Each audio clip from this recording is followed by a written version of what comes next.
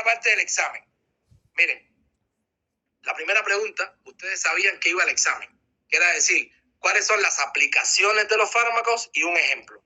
Y una de las cosas que le dije es que no podían poner los ejemplos que estaban que yo expliqué en clase y que estaban en las diapositivas, que tenían que buscar nuevos ejemplos.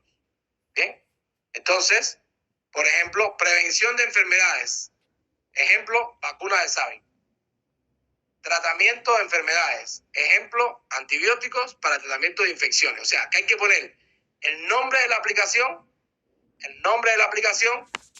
para qué se usa, bien, la enfermedad que se usa y, bueno, que es un antibiótico.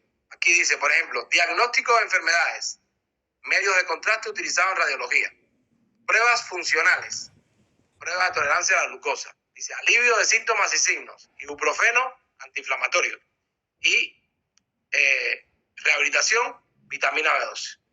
Y había que poner así, bueno, miren, por ejemplo, algunos confundieron esto y pusieron como aplicaciones esto, parenteral, intradérmica, intramuscular, tópica y dérmica, nariz, boca, anal, supositorio. Eso no son aplicaciones, eso son formas farmacéuticas y vías de administración. Esto, anal, supositorio, es una forma farmacéutica, supositorio, vía anal. Esto de ingesta de medicamentos en forma de jarabe o cápsula, esas son formas farmacéuticas y una vía de administración boca. Esto no es aplicaciones de los fármacos. Aplicaciones de los fármacos es cuál es el momento del proceso de la enfermedad que se está tratando de intervenir con el uso de un fármaco. Se está previniendo, se está tratando síntomas y signos, se está diagnosticando una enfermedad, se está haciendo una prueba funcional, se está tratando una enfermedad de manera aguda, de manera crónica, de manera curativa o de manera paliativa, o se está rehabilitando una enfermedad. Bien. Bueno, entonces aquí está todo esto. Déjame ver alguna pregunta que... Bueno, aquí alguien pone... no sé qué significa eso. Esa cosa.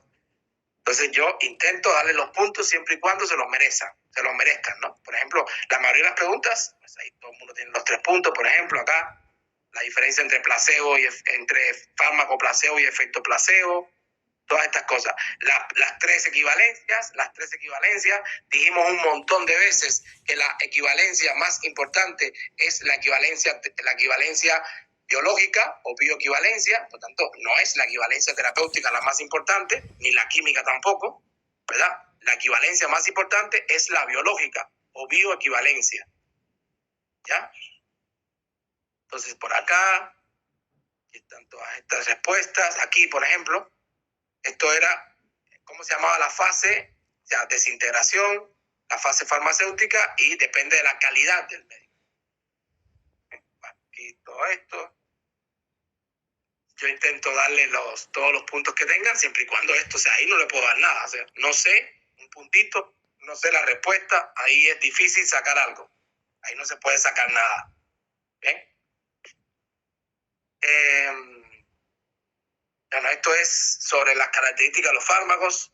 Dice, para aprovechar sus características de absorción, la mayoría de los fármacos son, y dijimos un montón de veces que la mayoría de los fármacos son ácidos débiles. ¿Ya? Son ácidos débiles. La mayoría de los fármacos son ácidos débiles, que también se pueden utilizar bases. Pues también, por ejemplo, esta persona eligió la opción ácido-bases y yo no les quité puntos. O sea, yo creo que es una respuesta que no es absolutamente correcta, porque si dice la mayoría son ácidos, pero bueno, también hay bases. Entonces yo ahí no le quito puntos. Pero aquí sí, miren, bases y neutros. ¿Por qué le quito punto aquí? Porque es que no ponen ácidos. Y es que hay que poner ácidos. Entonces dice bases y neutros. ¿Ah? Entonces ahí no hay puntos. ¿Ya?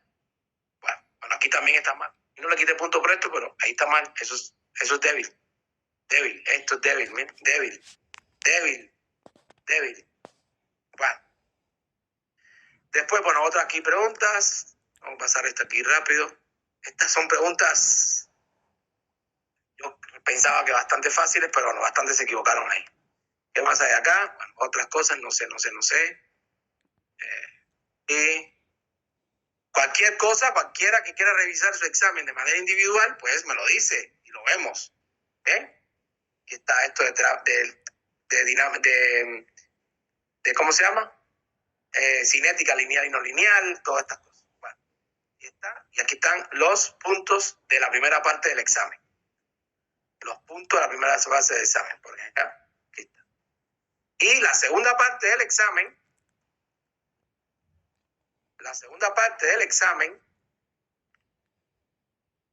es esta.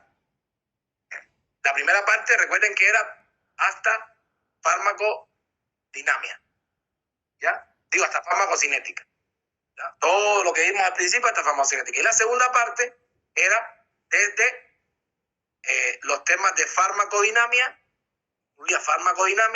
incluía toda la parte de investigación y incluía toda la parte que tiene que ver con administración de fármacos, con uso racional de fármacos, con análisis de utilidad multiatributo y todas estas cosas. Entonces, aquí están las... por ejemplo, en esta pregunta, bueno, todo el mundo la tuvo mal. Bueno, a ver, aquí hay preguntas que casi todo el mundo la tuvo bien, por ejemplo, esta parte de adelante. Pero hay preguntas, por ejemplo, como esta. ¿Quién realiza la vigilancia, el concepto de vigilancia por comercialización? Pues todo el mundo la tuvo bien. Pero miren aquí, ¿quién la realiza? Te ponen OMS. Ya, dijimos montones de veces que la vigilancia post comercialización se hace con el objetivo de que el fármaco, una vez ya se esté vendiendo y se esté utilizando en las personas, se puedan seguir descubriendo reacciones adversas medicamentosas, interacciones y todas estas cosas. ¿Quién la hace? La hacen todo el mundo, muchachos. La hacen el personal sanitario, o sea, los médicos, las enfermeras, los odontólogos, todo el que manda fármacos, ¿verdad? Lo hacen los pacientes, o sea, los pacientes, lo hacen los familiares, ¿ya? Y además, bueno, por supuesto que toda esa información que se registra va al sistema de salud y esa información va a las empresas farmacéuticas, va a la OMS, va a todos lados para que ellos analicen qué está pasando. Y ustedes hicieron una actividad evaluativa, ¿verdad? Que era entrar en el FACEDRA y vieron que en el FACEDRA cualquiera puede llegar, puede meterse y dar la opción de si usted es un profesional de la salud, si usted es un paciente, si usted es un ente X, usted puede entrar ahí. Cualquiera puede entrar y puede colocar que usted cree que un determinado efecto de un fármaco es una reacción adversa medicamentosa. Usted lo cree, ahí lo pone, ¿ya? Y esa notificación después se analiza científicamente y se dice, bueno, miren, fíjense que no solamente Pedro, sino Pedro, José, María, no sé, 500 personas han dicho lo mismo de tal medicamento. Entonces hay que analizarlo, hay que investigar si es realmente eso una reacción adversa medicamentosa. Entonces lo hacen todo el mundo. Mira, por ejemplo, aquí dice, desde toda la población en general hasta el personal de salud. Perfecto. ¿Okay? Bueno, otra pregunta que muchos tuvieron mal fue esta. Dice, mencione las características que garantizan la calidad de la evidencia científica en un estudio de investigación en farmacología clínica. O sea, las características que garantizan la calidad de un ensayo clínico. Entonces, miren, los que lo tienen bien. Dice que el ensayo sea ciego, doble ciego de preferencia, con grupos aleatorios y homogéneos. ¿Ya? Aquí ponen, por ejemplo, estudios controlados. Aquí esta persona pone estudios controlados, ¿ya? Estudios ciegos, estudios aleatorios, estudios con grupos homogenizados. Esas son las respuestas que había que colocar ahí. Y de eso lo hablamos en el tema de investigación ¿verdad? Entonces aquí está. Por ejemplo, alguien pone aquí buenas prácticas de fabricación y control. No. Para los estudios de investigación clínicas, específicamente los ensayos clínicos, eso no es lo que vale, lo que vale, ¿no? Si es que el estudio sea controlado, ciego, preferentemente doble ciego, con grupos, que los grupos sean homogenizados, lo que pusieron ahí algunos de ustedes. O sea, poquitos tuvieron bien esa pregunta. Creo 2 personas, ¿no? Tuvieron bien esa pregunta. Pues aquí hay más cosas. Bueno, aquí hay preguntas que casi todo el mundo la tiene bien. Por ejemplo, esto de las reacciones adversas medicamentosas, ¿verdad? Esto es el efecto colateral. Esto era dependencia, tolerancia, paradójico. Y hay personas, bueno, que no la tienen bien, pero son los mínimos.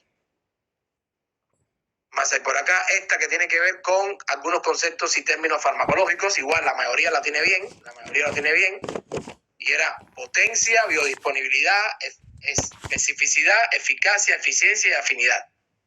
¿Ya? Bueno, unos también la tienen mal, pero la mayoría la tienen bien. Y hay otras preguntas, y después viene esta otra pregunta que la mayoría también la tiene mal. Miren, esta. La mayoría la tiene mal, y era sobre mencionar 3 instrumentos nacionales o internacionales que permitan aplicar la estrategia de fármacos y medicamentos esenciales en Honduras. Miren, 3, facilito, muchachos. ¿Ya? Facilito. A ver, aquí a quién pone aquí política farmacéutica. Pueden poner la política nacional de fármacos de Honduras o de cualquier país. Podían poner el código de salud. Podían poner la lista de medicamentos esenciales de la Secretaría de Salud, el cuadro básico de medicamentos esenciales del Seguro Social, la lista de medicamentos esenciales de la OMS. Todas esas podían poner. ¿Bien? Entonces, ahí está. ¿Qué más? Hay preguntas que casi todo el mundo las tiene bien. Por ejemplo, esta adherencia al tratamiento. Bien, estas preguntas todas las tienen bien. Esta pregunta de análisis de utilidad mutua del tributo, todo el mundo la tiene bien. Bueno, todo el mundo no, la mayoría, menos una persona. Después, aquí el uso racional de fármacos y medicamentos, qué significa, qué importancia tiene, cómo la vamos a lograr. Aquí está. Y después aquí hay una, un verdadero y falso, complicado estaba eso. Y aquí está el gráfico. Había un gráfico. ¿Bien? Dice, ¿qué tipo de gráfico representa? Si la buscamos, vamos a buscarlo por aquí. Vamos a verlo aquí. Vamos a buscarlo aquí. Ese gráfico, busquémoslo acá. ¿Ya? Busquemos el gráfico. Uy. Busquemos el gráfico.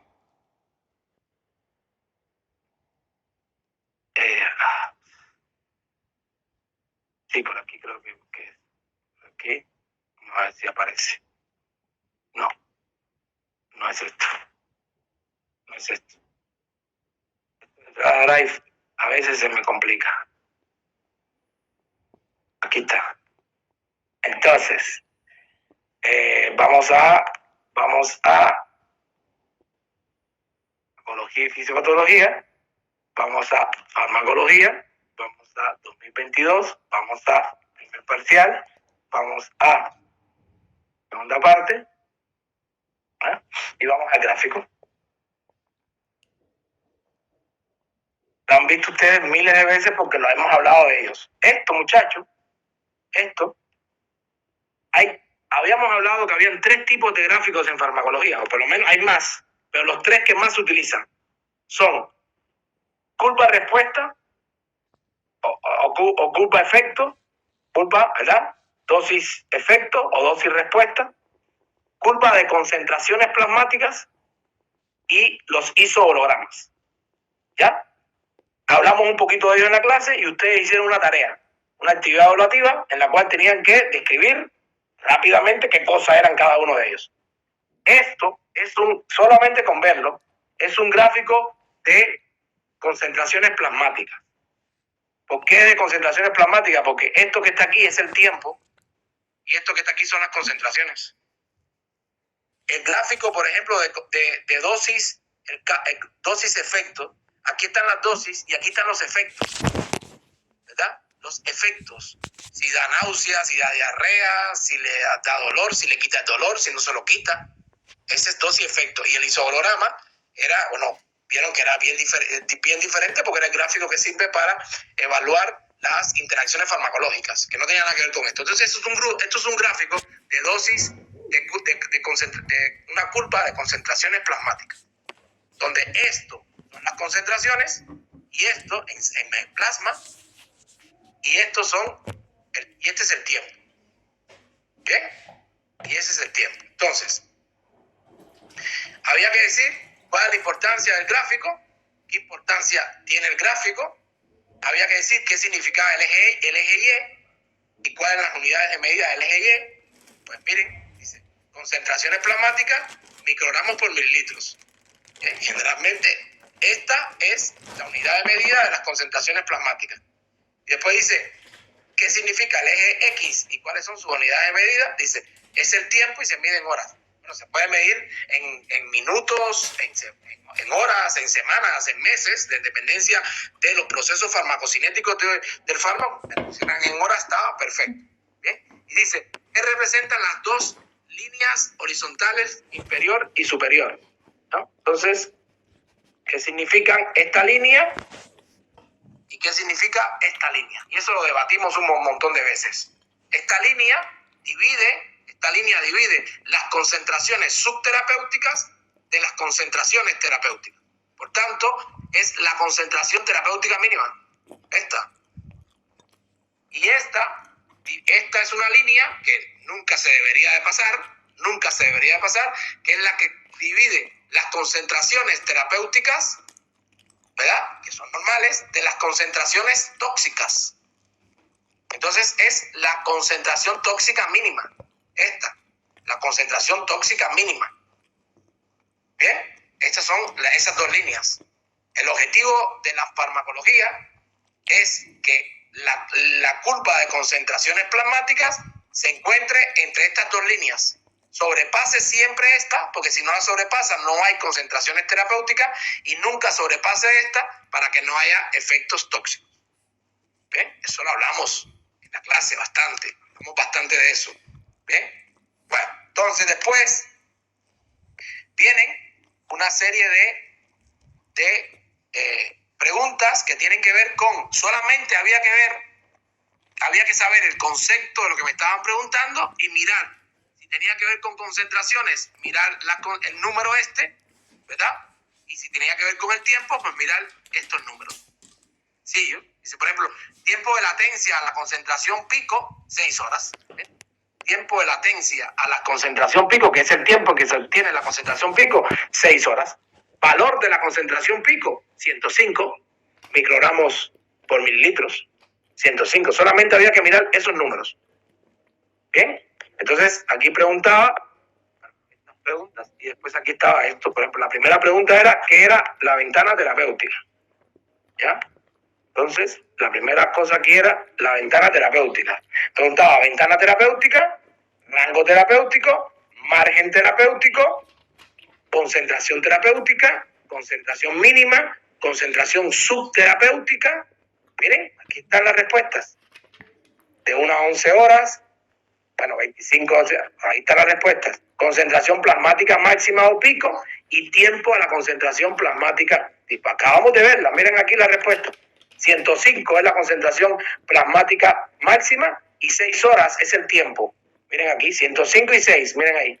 Si vamos arriba, aquí están, 105 es la concentración pico y 6 horas es la latencia. Son preguntas relativamente sencillas, aunque ¿qué pasa?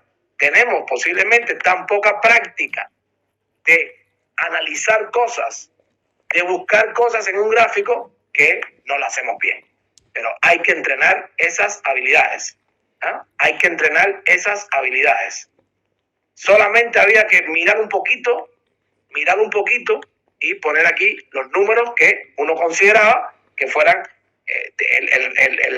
¿cómo se llama? El mínimo y el máximo de la ventana, del rango, ¿verdad? Del margen, la concentración, todo esto. Eso era relativamente sencillo teniendo el gráfico ahí. ¿Bien? Bueno. Después hay unas preguntas que a mí me parecen interesantes, que es, por ejemplo, que considerando las características del gráfico, si pudiera decir si la pK del ácido, si la pK del fármaco era ácido. Miren, hay cosas que no se pueden inferir por los gráficos de concentraciones plasmáticas. Hay cosas que no se pueden saber. O sea, las características químicas de un fármaco es muy difícil saberlas solamente viendo dos variables. Solamente estoy viendo el tiempo y solamente estoy viendo la concentración. Solamente viendo el tiempo y la concentración es muy difícil decir las características si el fármaco es ácido, pero sí se puede decir si la absorción es rápida o lenta. Sí se puede decir, porque la vertiente superior de la curva tiene que ver con la absorción. Si la pendiente es más o menos inclinada, quiere decir que la concentración, que la absorción es más o menos rápida. Y vimos en clases y pusimos ejemplos, comparamos curvas en que la absorción era más rápido, más lenta, que las curvas tenían diferentes formas en dependencia de la rapidez de la absorción, de la distribución, de la excreción y del metabolismo. Bien, tampoco se puede decir cómo es el volumen de distribución. Tampoco se puede decir. No se puede inferir el volumen de distribución. No se puede inferir. Bien. Tampoco se puede inferir si el metabolismo del fármaco es hepático. Tampoco se puede inferir. No se puede inferir por el gráfico. ¿Ya? Sí se puede inferir la vida media, sí se puede decir como la vida media, y en este caso, la vida media del fármaco era una vida media corta. ¿Ya? ¿Por qué una vida media corta? Porque en 12 horas el fármaco está completamente, no hay concentración, ya se fue el fármaco completo. En 12 horas ya no hay fármaco en el orgánico. En 6 horas se obtiene la concentración pico. Esto es muy poco tiempo, por tanto la vida media de ese fármaco era una vida media corta. ¿Ya? Y bueno, algunas cosas ahí de la vida media. Después decía, además del gráfico que está ahí en el examen, además de ese gráfico, ¿qué otros dos gráficos son importantes en farmacología? Entonces, si ese era la curva de concentraciones plasmáticas, los otros dos gráficos eran la curva de dosis-efecto, está aquí, y el isoholograma. Esos eran los otros dos gráficos. ¿Bien? Curva dosis-efecto y isoholograma. Aquí está isoholograma y curva dosis-respuesta o dosis-efecto, que es lo mismo. ¿Bien? ¿Qué significa? Esta pregunta 23.3 decía que qué significaba esto que estaba aquí, ¿no? ¿Qué significaba ABC? ¿Qué significaba? Dice, ¿qué significa el término ABC o AUC? ABC en español, área bajo la curva, y AUC en inglés. ¿Bien? Dice, ¿qué significa? Bueno, significa el área bajo la curva, muchachos. Había que ponerla ahí. Significa el área bajo la curva. ¿Bien? Menciones 3, ustedes hicieron una tarea sobre área bajo la curva, en la cual tenían que investigar métodos para calcular el área bajo la curva. Aquí personas ponen, por ejemplo, método trapezoidal, el de rectángulos, es uno de los más utilizados, y el de Simpson. Y después dice, ¿cuál es el valor del área bajo la curva? ¿Cuál es el valor? El valor del área bajo la curva, bueno, miren que algunos se atrevieron a ponerle el valor. A mí me encantaría que hubiesen puesto, doctor, por favor, que me sé solamente el nombre de los métodos, que no me lo sé aplicar. Ahí ponen, no sé aplicar los métodos. Pero yo a los valientes que ponen un número, yo no tengo forma de quitarle puntos. Entonces se los pongo. Yo a los valientes que dicen, déjenme poner aquí algo a ver si el profesor está dormido cuando está revisando y me da los puntos, yo se los pongo. ¿Bien? Pero ahí la respuesta era, mira doctor, discúlpeme, pero yo me sé los nombres de los métodos, que si el trapezoideo, que si el triangular, que si el rectangular, que si el de Simpson, que si no sé qué más, pero ya, no me lo sé, no sé aplicarlo, por tanto no puedo calcularla. Aunque es fácil calcularla, o sea, yo no sé si en algún momento de la matemática o algo, hay cosas que son bonitas. Por ejemplo, este gráfico nosotros lo podemos dividir en triángulos. Y si nosotros podemos dividir en triángulos, por ejemplo, esto es un triángulo, ¿ya? Aquí se forma otro triángulo, así. Si usted divide esto en todos los triángulos que pueda y le saca el área de un triángulo, que es fácil, el área de un triángulo, ¿verdad? Es altura por base. Entonces usted saca la base, cuando veamos electrocardiograma ahorita en fisiopatología, cuando hablemos un poquito de electrocardiograma, verán que hay un método para calcular la desviación del eje eléctrico que tiene que ver con el cálculo de triángulos, del área de triángulos. Y si usted divide esto en triángulos, sobre todo triángulos rectángulos, todo esto, y usted le calcula el área a cada uno de esos triángulos rectángulos, la suma es el área bajo la curva. Las personas que estudian química y farmacia aprenden eso en sus clases. ¿Bien? Pero a mí me hubiese gustado, que ahí hubiesen puesto eso. Yo solo me sé el nombre. Miren, ahí le puse el nombre, bastante que le puse el nombre. ¿Ya? Y Aquí hay una pregunta específica de ExactCode 2. Me gusta que sepan de ExactCode 2, entonces es una cosa importante y se la van a preguntar en un montón de lugares y hay preguntas que miren que saben. Entonces aquí está y los comentarios. Dice typear quita tiempo, pues seguro que quita tiempo. Y aquí están entonces los comentarios y ahí están las notas de esta parte del examen. Bien, y aquí están pues la nota del primero, la nota del segundo y la nota final del primer parcial en base a 88. Y aquí están abajo las notas de aprobado. Estos son los aprobados. O sea, hasta ahorita tienen que tener un acumulado de 57.2, que es el equivalente a 65. ¿Bien? Del 88, porque hay 12 puntos que son de laboratorio. ¿Bien? Y aquí están entonces.